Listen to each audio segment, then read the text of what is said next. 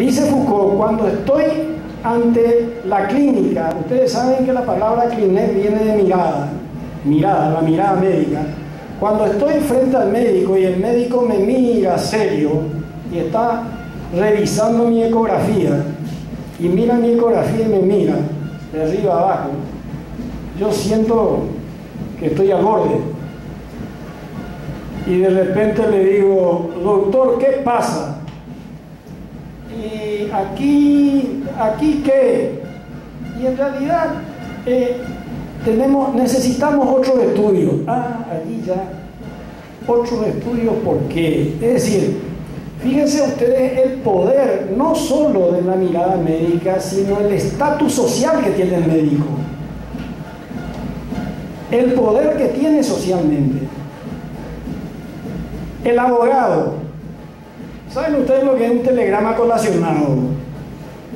Un colacionado firmado por un abogado fulano de tal, que puede determinar que un juicio de desalojo me deje en la calle. Es un preaviso. O que vaya a parar tras las rejas. Es decir, el poder del derecho, el poder de la medicina, él va vinculando las diversas epistemes al poder, saber y poder. Resulta novedoso, porque nosotros decimos, pero caramba, nosotros filósofos, dentro del conglomerado de los saberes, somos furgones de cola de las epistemes. ¿Qué poder vamos a tener? Caramba, pensamos así, pero Michel Foucault piensa otra cosa. Que la filosofía, no como decían los sofistas, tiene el poder de la persuasión a través de la retórica, sino que él, en términos más bien de una censura crítica al logocentrismo, dice: el filósofo se erige en portavoz de la verdad y en la figura de aquel que detenta el conocimiento, de aquel que tiene la mirada multipoliocular del búho que ve en la oscuridad. Esa capacidad tiene la filosofía y el filósofo. Entonces él dice, lo que ocurre es que las diversas epistemes están vinculadas al poder, pero esto no tiene una explicación como comúnmente buscamos a través de los estudios históricos.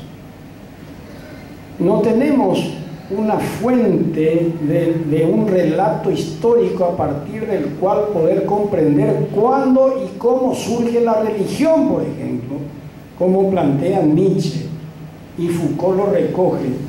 ¿Cómo nace la religión? ¿Cómo nace la medicina como una forma de poder? La religión como una forma de poder, el mito que había sido una forma de poder, y sigue siéndolo, porque no ha desaparecido, porque al pensamiento científico subyace el pensamiento mítico, mágico, ritualista en los distintos pueblos y culturas. Todas son formas de poder. No vayamos a buscar el origen, porque no lo vamos a encontrar. Son formas de poder que han surgido de acuerdo a convenciones, acuerdos entre los hombres, movilizados por la voluntad de dominio, por la voluntad de poder.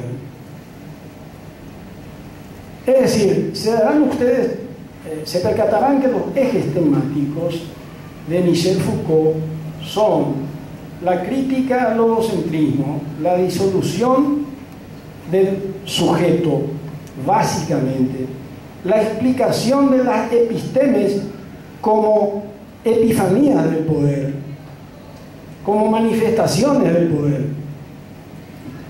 Y resulta esto una explicación heterodoxa, porque nosotros siempre vinculamos el poder a la política.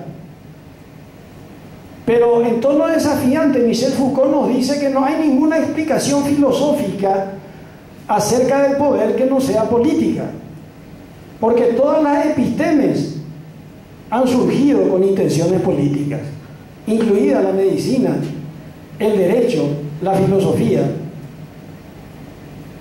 Fíjense ustedes que cuando él se centra en la psiquiatría, qué feo es la psiquiatría, lo que es el poder del psiquiatra, que a través de un peritaje me pueden enviar al psiquiátrico. Es decir, puede sacarme, desalojarme del mundo. Les decía al principio de esta disertación que la filosofía occidental y la cultura occidental, todo siempre ha sentido vergüenza de la locura, precisamente por esta suerte de entronización, de glorificación, que por otro lado se ha hecho de la razón, del logos. Fíjense ustedes que a los dementes, todavía en el siglo XIX, se los colocaban al lado de los sifilíticos y al lado de los presidiarios, y no había ninguna diferencia entre ser un asesino, un ladrón o ser un loco. ¿Cómo se distinguía la locura de la cordura, lo normal de lo patológico? Es todo un tema en Foucault, lo que ha ocurrido en los inicios de la psiquiatría. Vale decir que es un filósofo que aborda de una manera tan original algunos temas. El concepto de originalidad no le gustaría a Foucault, pero probablemente arroja nueva luz en una problemática que no siempre se visualiza con mucha claridad. Es decir, ¿cómo aparecen? ¿De dónde aparecen? Pues no hay explicación.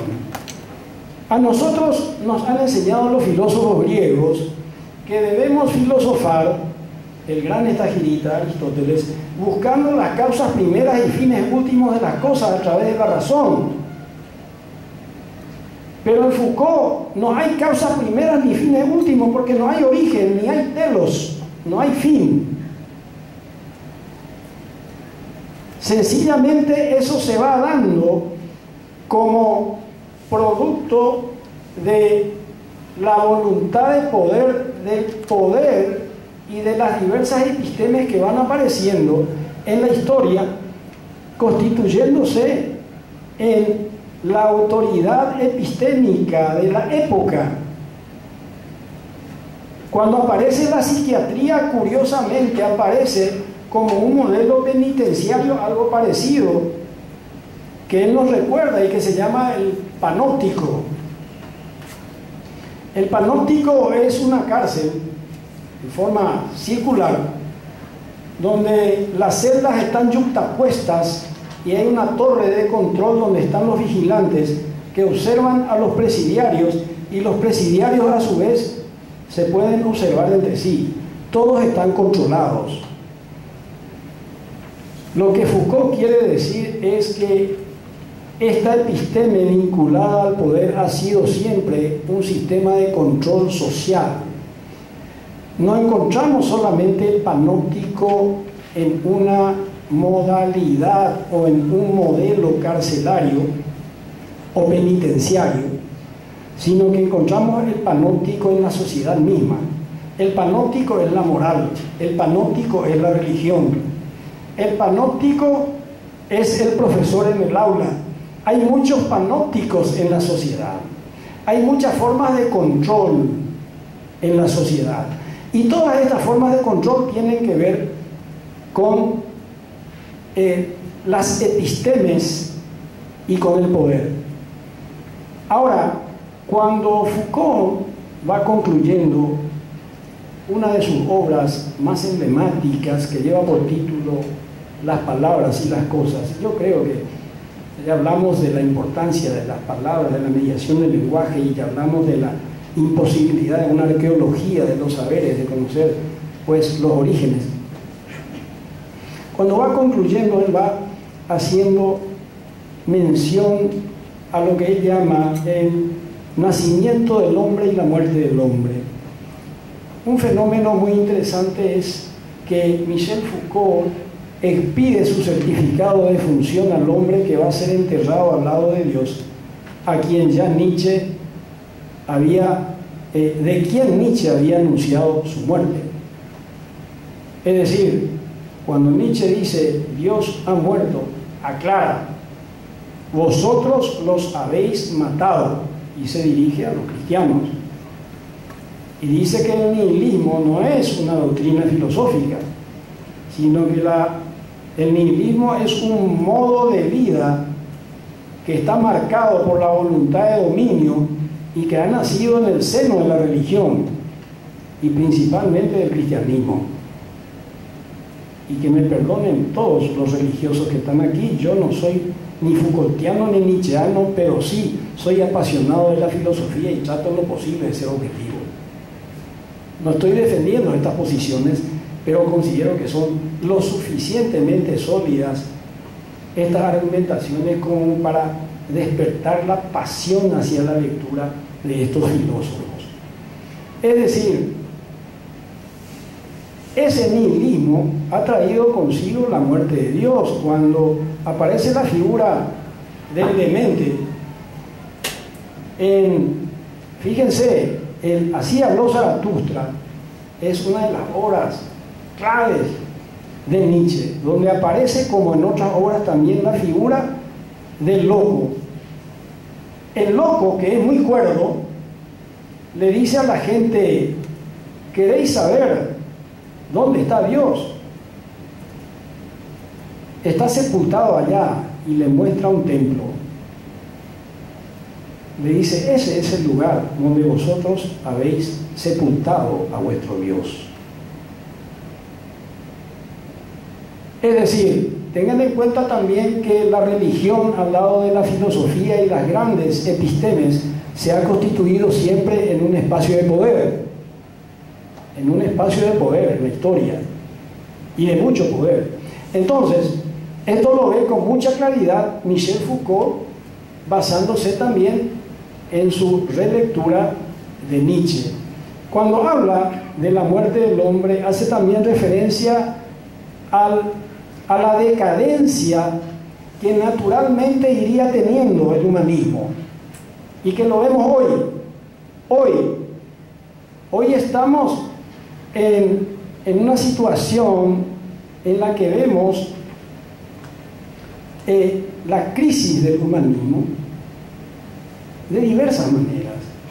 La crisis del humanismo en las universidades, la crisis del humanismo en los derechos humanos que se proclaman, pero que se cumplen muy poco.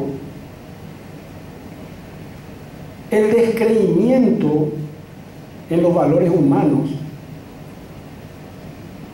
la falta de interés hacia las disciplinas humanísticas, la proliferación del tecnicismo. Yo no digo que sea malo, yo creo que el tecnicismo es muy bueno, que las carreras técnicas que van proliferando cada vez más son importantes, pero son importantes en la medida que se pongan a servicio del hombre. Pero Foucault nos alerta lo siguiente: este es un proceso que se da y tenemos que estar preparados, porque la muerte del humanismo es un fin inexorable. ¿Por qué? Y porque el hombre es solo un invento y ya también está acabado. La cultura de Occidente está cansada de él. Esto para el debate, nada más. Muchas gracias.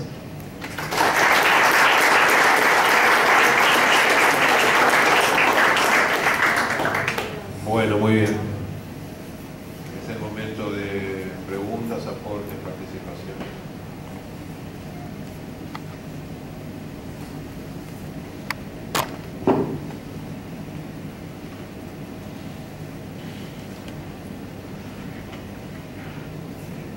Profesor, a todo este contexto histórico, epistemológico, nietzscheano de Foucault, e insertándolo en el tema que nos convoca, el arte sería entonces una simple o absoluta manifestación de poder.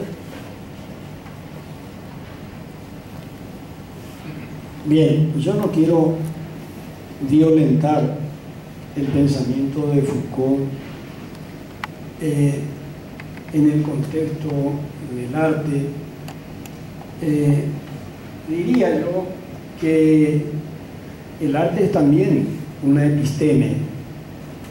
La estética y la ética son epistemes, son formas de saber que Foucault, tremendamente coherente con su pensamiento, también pondría explícitamente la mención hacia el arte como forma de poder.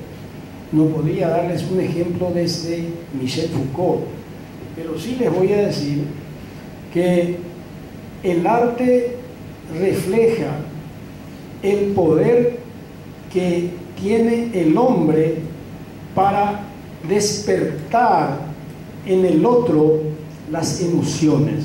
Despertar emociones, despertar el sentido de la belleza. Y además otra cosa, fíjense ustedes que hay que tener en cuenta las distintas épocas en las que se desarrolla el arte. El arte renacentista, por ejemplo, el profesor Sergio Cáceres hablaba de Miguel Ángel. Vamos a tomar como un modelo.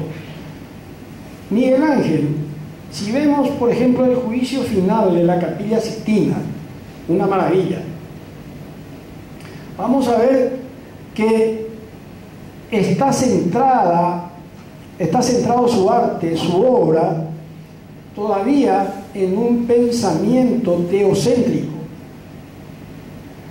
donde a través del arte se tenía que manifestar Dios con todo su poder, y el poder de Dios está en ese fresco de la Capilla Sixtina.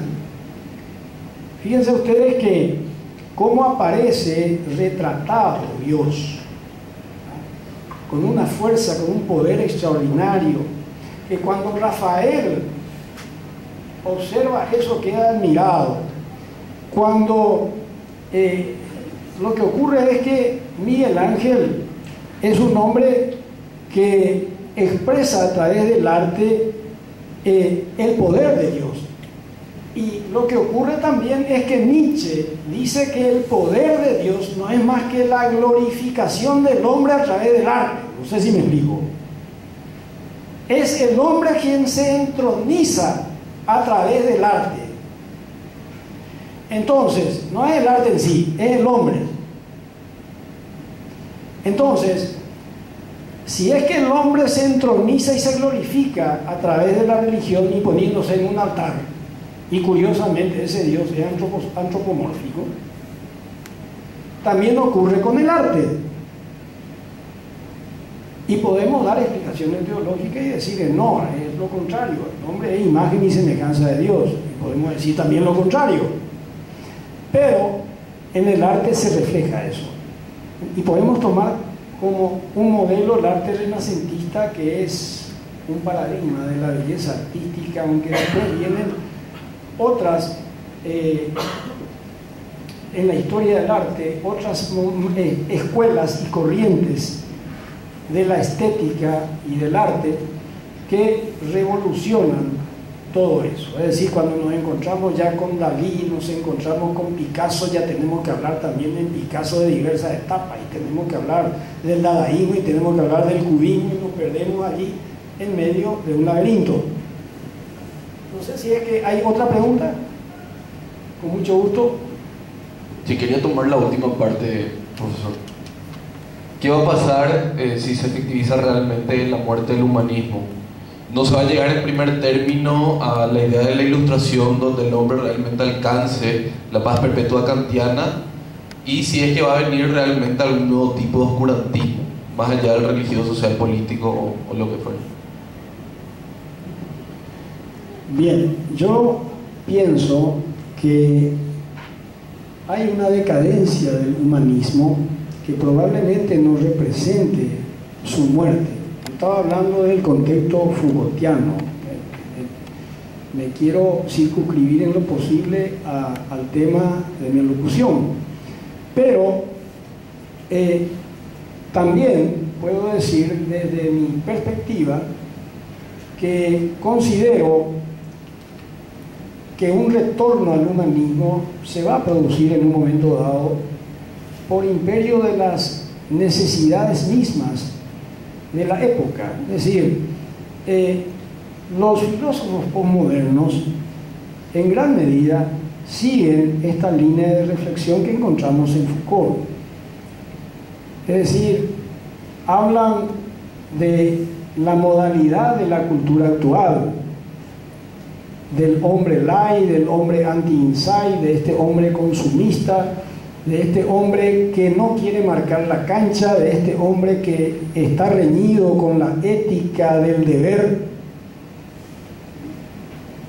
que más bien apoya una ética del indolora de la no culpabilidad, como diría Lipovetsky en su obra El crepúsculo del deber.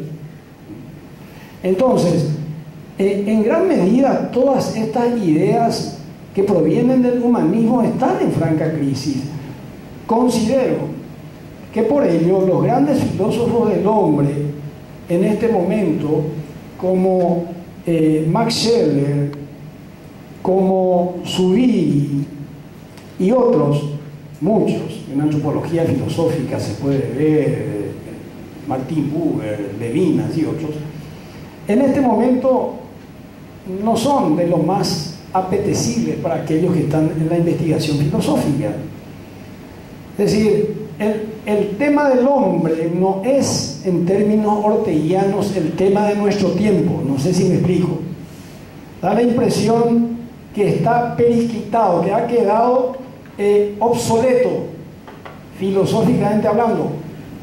Reitero, yo pienso que el humanismo, que ha quedado en un estado de stand-by por el imperativo de muchas filosofías de impronta positivista, neopositivista, analítica, etc., y las filosofías postestructuralistas y las del posmodernismo, que son también, por qué no decirlo, modas filosóficas. Pienso que en algún momento, si hay algo que no me gusta es hacer vaticinio en filosofía, hacer en filosofía profecía, creo que es de mal gusto. Pero me preguntaron, considero que en algún momento tienen que volver estos filósofos. Hace unos días, hablando con el profesor Darío Sará, le decía, hay filósofos tan interesantes como Benedetto Croce, si bien es cierto, es historicista, como otros autores, estábamos hablando de Dilthey y otros filósofos muy poco estudiados en nuestro medio, el mismo Max Scheler, es decir, Teilhard de Chardin, que durante la década de los 70, 80 tuvo un esplendor impresionante en la universidad, en las universidades latinoamericanas, leer el fenómeno humano, la aparición del hombre, etc. Era una exigencia en las clases de filosofía de la naturaleza o cosmología, por ejemplo. Es decir, conocer el pensamiento de Teilhard. Ahora se nos pasa de largo, es decir, hay un montón de filosofías que casi miramos con desprecio, o no miramos con desprecio, sino que en realidad lo que ocurre es que porque miramos con indiferencia, entonces nos perdemos mucho, porque dejamos de estudiarlos. Y al no estudiarlos, dejamos de conocer filósofos que son sumamente importantes. No olvidemos que hay también una antropología en Kant, hay en Fichte, en Schelling, en Hegel, en Marx. Entonces, no podemos dejar de lado la arista antropológica de los distintos filósofos, pero esa ya es una concepción mía, no tiene que ver directamente con el tema de la exposición en concreto.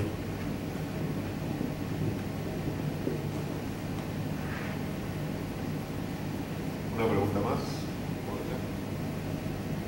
Quiero preguntar.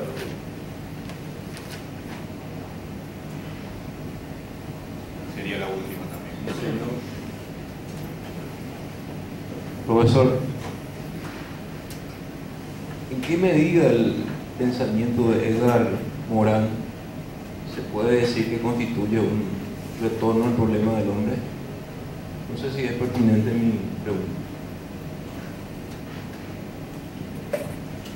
Bien, sumamente interesante porque Morin opone al pensamiento único el pensamiento complejo. Es el filósofo del método de la complejidad, autor de la obra El método, la naturaleza de la naturaleza, el conocimiento del conocimiento, la idea de la idea, etc. Es decir que desde el pensamiento de Edgar Morin lo fundamental es concebir la realidad como complejidad y evitar el pensamiento simplificador. ¿Qué significa esto? Significa que si volvemos a estudiar al hombre, no tenemos que hacerlo tampoco desde el pensamiento único. Entiéndase como pensamiento único todas aquellas concepciones del hombre que son reduccionistas, que parten de una hipótesis reduccionista parcial y que a partir de ese reduccionismo se totalizan convirtiéndose en modelos holistas. Edgar Morin, ustedes dirán a qué está aludiendo el profesor. Por ejemplo, Freud, que a partir de una hipótesis causalista parcial, la libido pulsional, trata de explicar la totalidad de los fenómenos de la conducta individual y colectiva. Por ejemplo, Marx, que a través de una hipótesis causalista parcial, la lucha de clase como fuerza motora de la historia, trata de explicar la totalidad del comportamiento y los fenómenos sociales, que son sumamente complejos y que no son reducibles a un solo elemento causal. Morin no está de acuerdo con esto, es decir, con toda explicación holista que parta de un pensamiento único, omnipotente, abarcante, ¿no? Esa forma de conocimiento que quiere explicar la totalidad de un modo simplificador. Por eso, para Edgar Morin, quien hace una pesquisa de su obra, es fundamental el conocimiento de Teilhard de Chardin. Edgar Morin recuerda que Teilhard de Chardin es uno de los precursores del pensamiento complejo.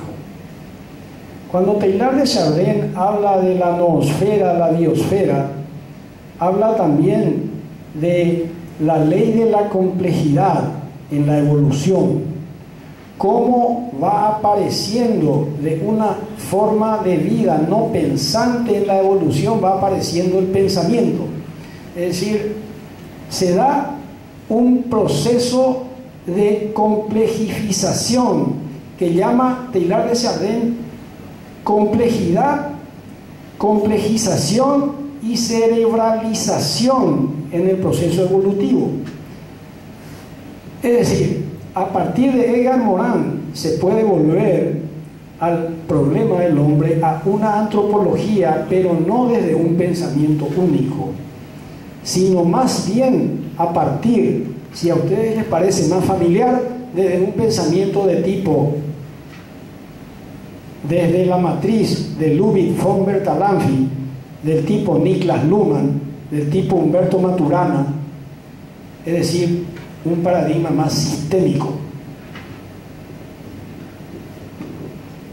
Bueno, muy bien. Quisiera agradecer aquí a Sergio, al doctor Telechea, también a Jimmy Peralta, que nos acompañó ayer, a nuestro querido maestro José Brun, a Víctor Saracho, a Don Joaquín, a Charles Quevedo, por esta ponencia.